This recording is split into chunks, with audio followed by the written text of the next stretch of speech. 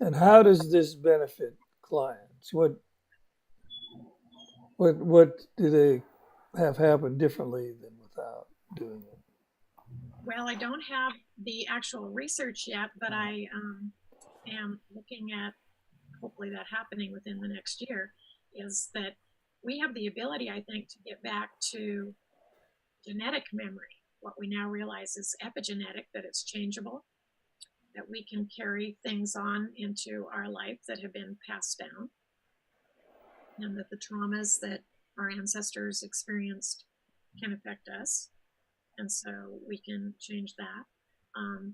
And that because everything is stored in the body up to age 3 and semi up to age 6 or 7, what it's really looking like is that many of the disorders, diseases that people have, physical problems, go back to very early life events. And we're seeing from the ACEs study now getting out to the world, that Kaiser did in the late 90s, that they were seeing a huge correlation between the adverse childhood experiences, the trauma, and actual physical problems. So what we really need to do, actually, what I'm hoping for our future is that everybody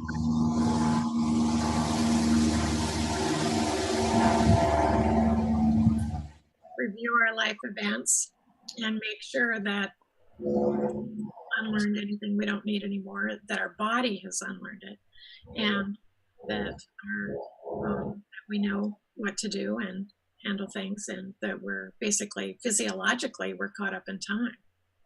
Is this the pre-verbal protocol, Katie? Pardon? Is this the pre-verbal protocol that you're talking about? Yeah, I actually it's referred to as the early trauma protocol. When Okay. I presented it to Dan Siegel way back, I don't know, 20 years ago, he said, don't call it pre-verbal because we're verbal even when we're in utero. There's Mm. research showing that a baby's cry in Germany when they're first born sounds very different from a baby's cry in France because of the language differences.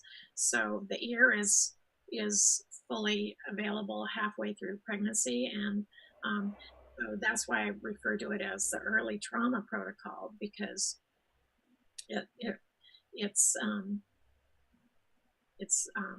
making sure that we've reviewed the early life experiences, uh, and that we don't need to actually tune in the standard protocol questions. We don't need to ask those questions up to about age 6 or 7. Mm. And that we can simply focus on the time period, and our body brain will remember anything that needs to be remembered, and unlearn what's no longer needed and learn what is. So you'll be able to help clinicians be able to know how to work with people if they have maybe some developmental trauma, some attachment trauma, or even things maybe that they weren't really aware of. Well, at this point in time, with 40 plus years in this business, I think every one of us should do a review of those time periods, because we just don't know what might be back there. And if nothing's there, it takes about 10 minutes to realize that there's no activation in the body, or emotionally, physically or emotionally, or cognitively, and then everything's fine. Mm. But we really, it's where we focus. And what I learned in 2010, after figuring this out before 2000, was that the two primary ways we store memory are by time, and everybody actually knows this, but Time and what? location, when something happened and where we were, right? That's how we think about things. And I'm blanking right now the name of the neurologist in the UK who came to that. Maybe I'll remember it. Okay. but that so we really can simply focus on a time period, and those memory pathways are there. So if anything's there, it'll surface. And that's one of the differences. You go from standard EMDR protocols based on experiences. We look for Right. life experiences, and you've shifted it over to working with time periods. Time periods, right? And starting with even before conception, the epigenetic memory, and then dividing it into small pieces of time periods so that we can tune that in and see if there's anything there, add the bilateral stimulation. And you're And also clearing out early neural patterns. right. Creatures of habit we are, is my Yoda saying. Okay. And we are automatic learners. Basically, up to age 3, it's completely monkey see, monkey do. If we see something, our body figures it out. That's how we learn to walk and talk and do all those things. So these things get wired in, not just up here, but all the way down into our automatic responses. And that's actually, in working with couples over all these years, what I began to see was that it's the automatic things that a partner would do who wouldn't even be aware of it, that would actually drive the other one crazy. And if it's automatic. We don't even know we're doing it because it got wired in way early. So that's really the essence of it. These are things often that we don't even know that we're doing until somebody calls it to our attention, because they're automatic behaviors. And Katie, what do you see happen with your clients when you start doing this early trauma protocol with them? Well, amazing. They run out of the room and scream.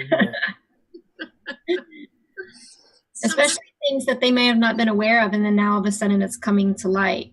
How does that change things? Well, it changes relationships. In couple relationships, their partners are blown away and referring everybody in town for this.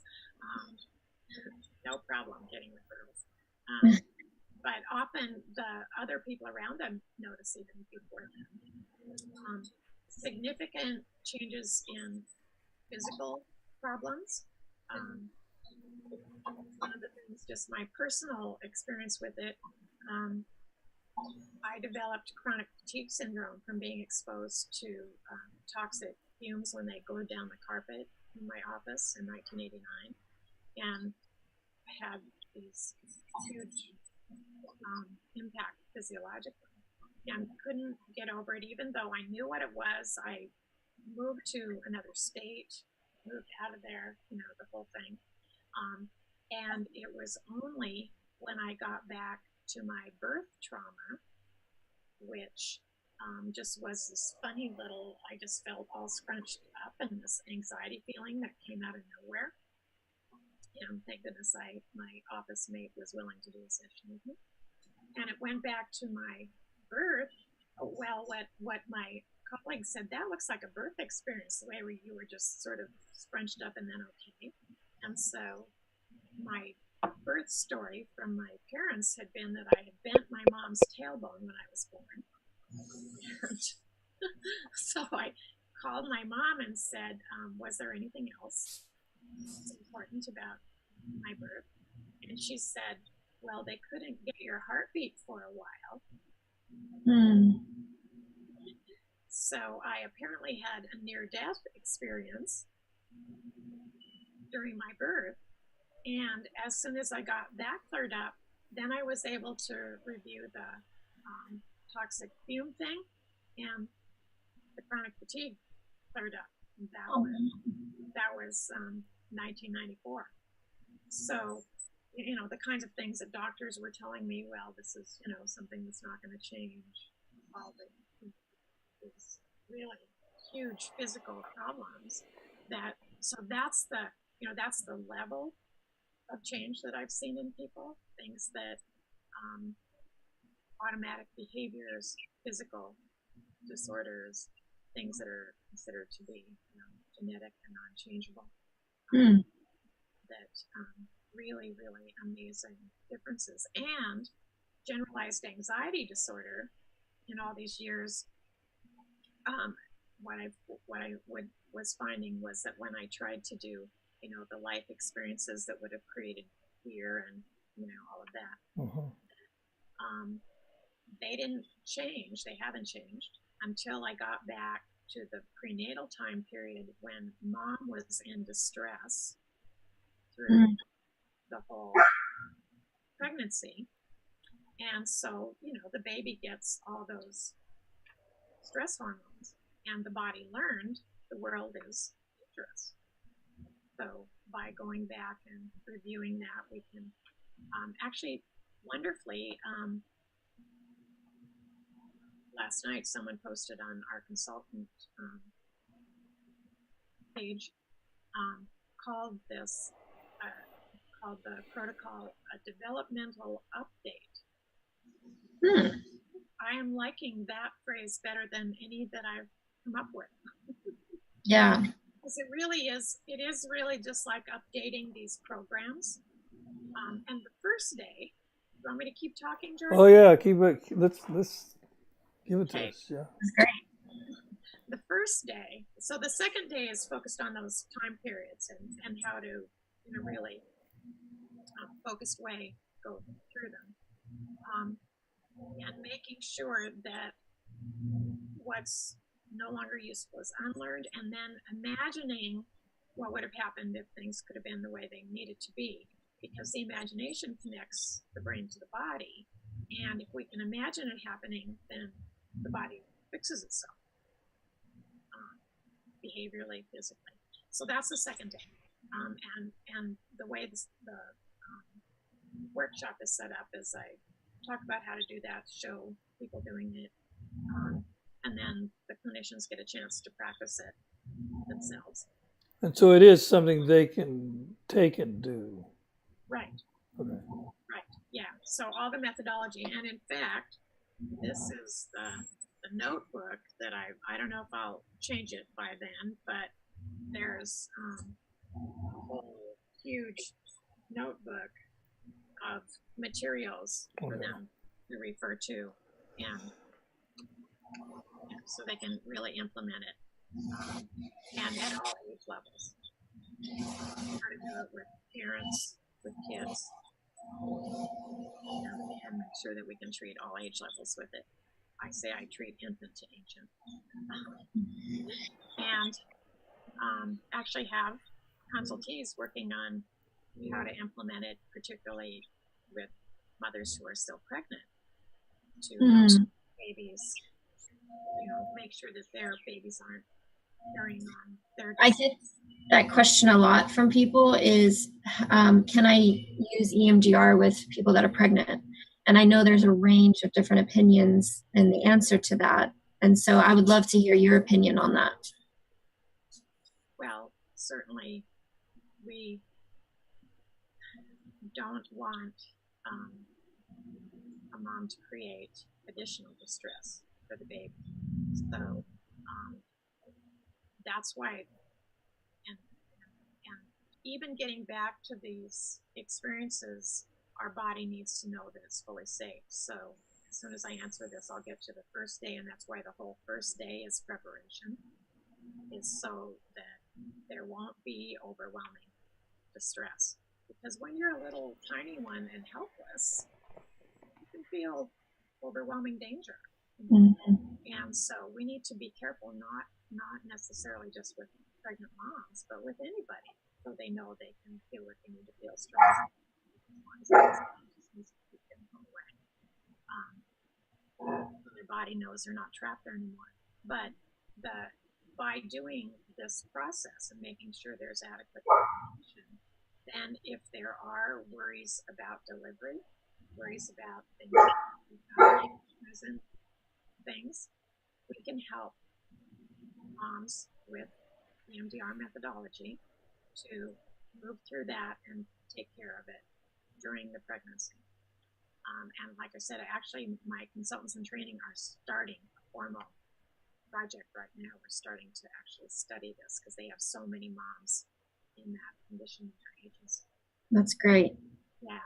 And then also because the first step on the preparation day is acknowledging that we have a corpus callosum whose primary job is inhibition, to set aside what still needs to be reviewed in our right brain.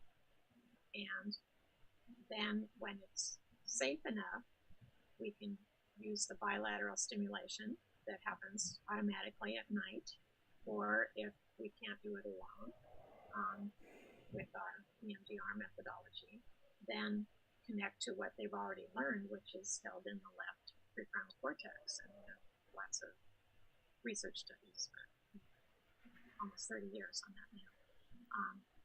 So there are things that if they were really overwhelming kinds of dangers and they're not present now, the first thing that I teach is containment, that we need to have a way to keep things set aside until we can safely, comfortably review them. And so moms need to do that with, some of the things that they need to take care of. And then the second piece of the EMDR friendly preparation methods, I call them, is safe state instead of safe place. Because I realized in 2000, as I was listening when I was facilitating a training, basic training, there is no safe place. And we know from our work with clinicians who've been trained in EMDR that at least 25% of our clients can't access, can't utilize the safe place concept as a way to help their body calm down, or it opens up into stress. So what I've been teaching since 2000 is what I call safe state. If we have everything set aside that still needs to be reviewed, our brain is made to do that, and we're in a safe situation, we want our body to feel safe when we are safe. And so I call that safe state, and we go to a way to call that back to remind the body if there is something that comes up that gets activated, my word instead of triggered. I'll just use more words anymore. Our body is reminded of something dangerous. We can say, oh, I can't focus on that right now. Then that needs to be set aside and say whatever words come to mind as we create this, so that their body can settle down and feel safe and are safe. And with a couple weeks practice, their body will become awesome. And then the third preparation method, I call meeting place. Other people call it conference room. Mm-hmm. We invite all the parts of ourselves that need help and are ready to help come together in an imaginary meeting place, and then use that as when we are focusing, that we have all the parts of the self available. Because we all have parts of ourselves. We automatically do different things, and these are just things. And then the fourth piece is a safe place for parts that aren't caught up yet to hang out and be cared for and be safe. And again, the imagination handles that until we can get those parts caught up. And then the part that I've actually is my second contribution to the field is I discussed that we could, if we focus on our subcortical emotional circuits, which I didn't find out till 5 years later, been identified by Jaak in all mammals. If we focus on the emotions, ask what they look like, we get symbolic images, add right-left stimulation, and when the picture stops changing, it's that emotional circuit is available but not activated. So both Sandra Paulson, who teaches this also now, and I have people who come in who were in therapy for years and years, trying to deal with stuff. And all we do is update these emotional circuits. And they're like, oh, fine, I'm good to go.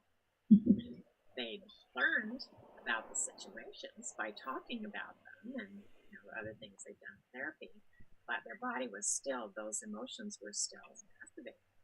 Probably the three typical ones are shame, fear, and anger that can get stuck on or shut off. And I came to that because I myself thought, am I not connected with all my parts of myself and access my anger circuit, which my being had shut off because I didn't want to be like my angry Irish dad.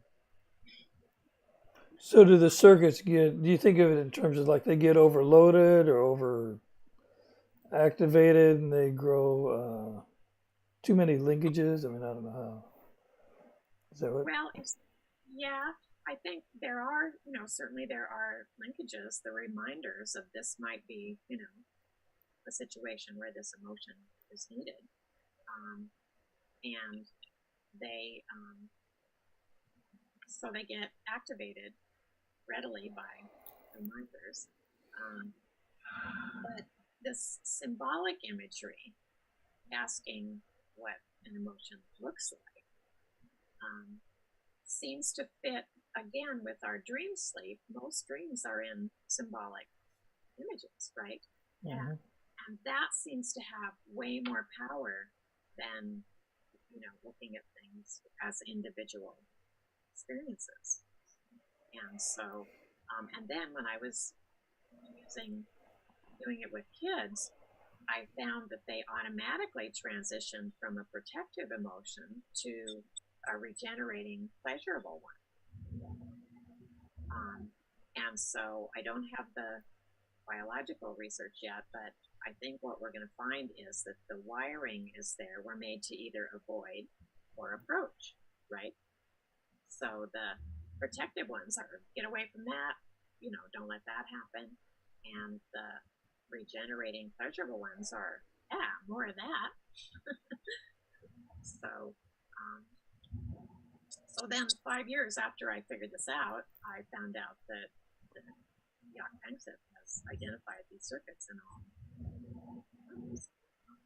So it sounds like to me that pretty much any clinician, EMDR clinician can use this with any of their populations or clientele that they work with. I mean, because I've heard you talking about kids, and then it sounds like even some who dissociate and complex trauma, and then maybe people with just general anxiety or just people that have couples issue. I mean, pretty much you went through a whole bunch of different types of populations that they can use this with. Well, and Brittany, after just attending our international conference and looking to see if anybody has anything faster, better, more efficient, effective, and empowering, I still haven't seen it.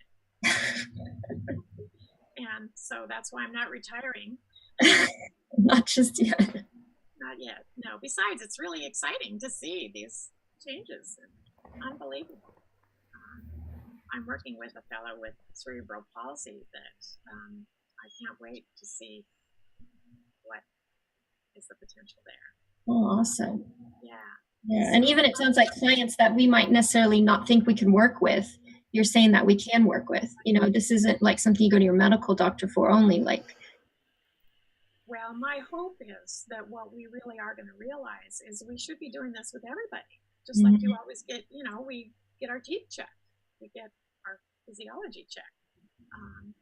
And so we really ought to review these life events and see if there's anything that needs updating and not. And it's not, it's not a waste of time. And it just makes any later life stuff easier. I'm wearing, I don't know if you can see this tree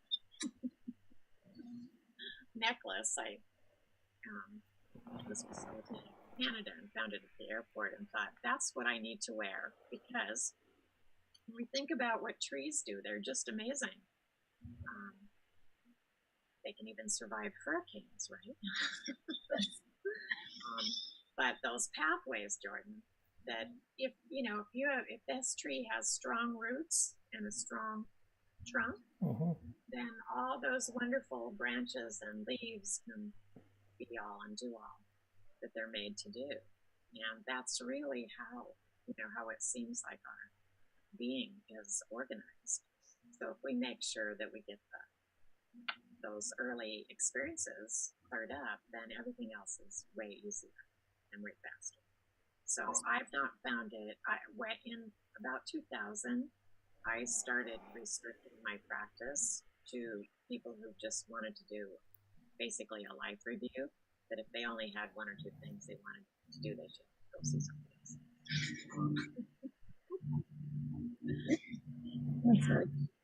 And so, I've just seen these amazing things.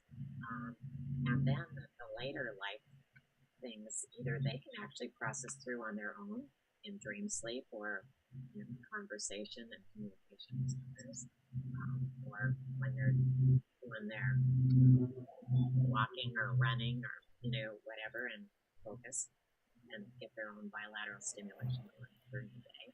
They can do most of the later, present, future life events even on their own once we get this stuff cleared up and get everything working. That's why those the early or the emotional circuits. Their emotion is there to call our attention to what's important. And if we haven't reviewed it, we don't know if we can handle it. So I just haven't found it a waste of time with anybody. And I'm talking kiddos to killers. Kiddos to Killers, that's your book title. I think you got it. Katie, I have another question for you. So for someone who is an EMDR therapist, would you say that this workshop would be catered to a certain advancement level of an EMDR therapist, or would you say it's open to anyone from someone who is just trained to someone who's been doing this for years? Well, my actual preference is people who are just trained.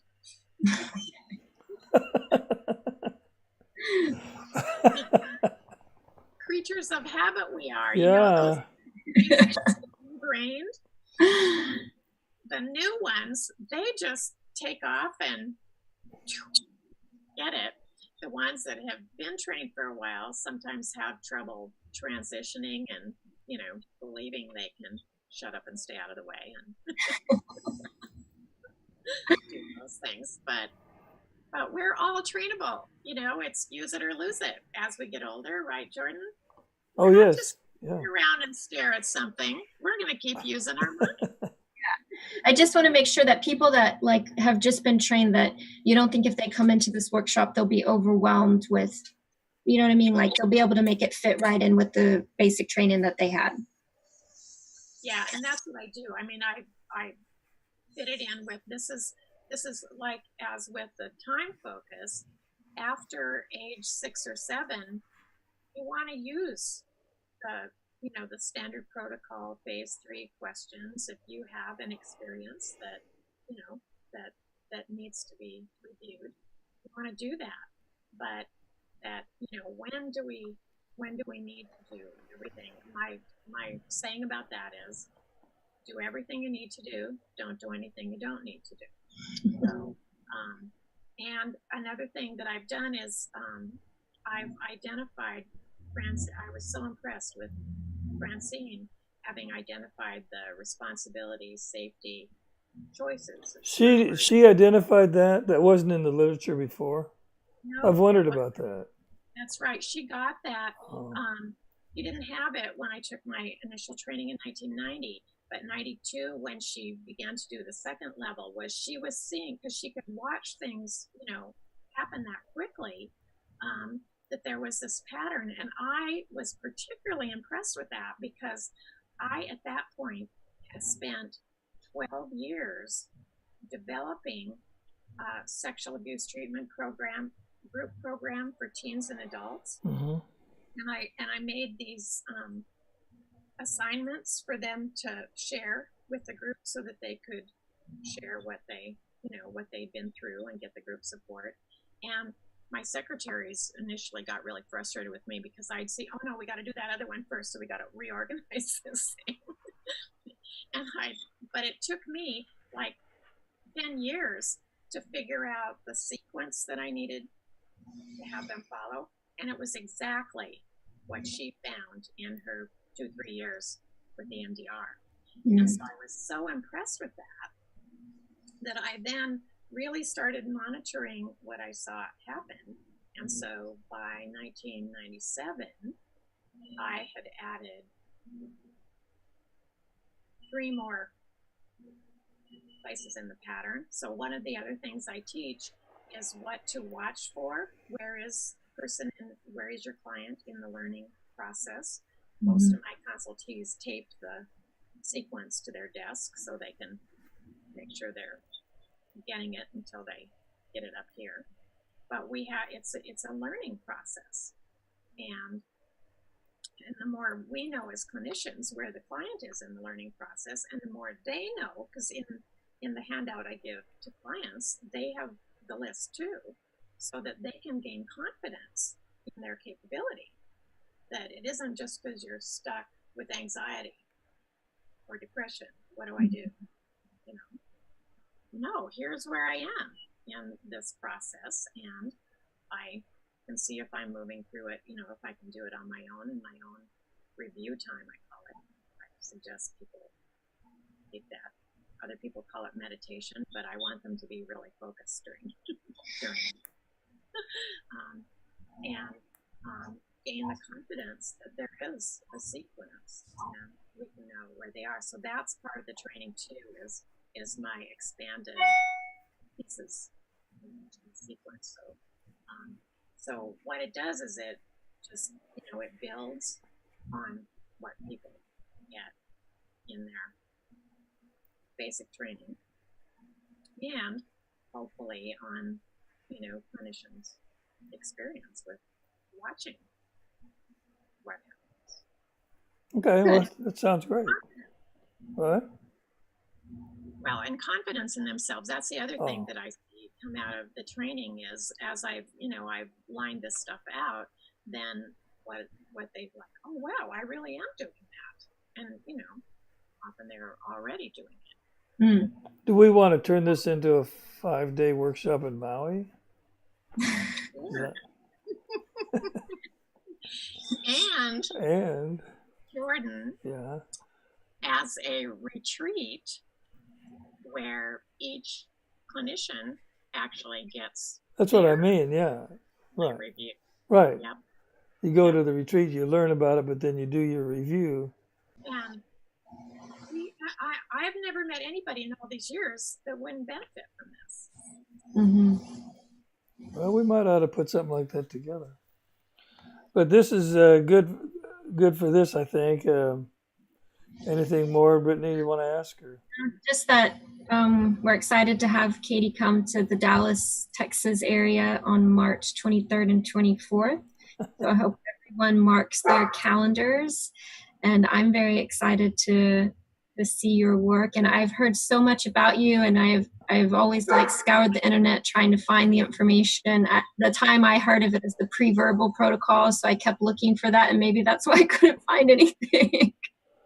So I'm very excited to actually see your work and incorporate it in my own practice.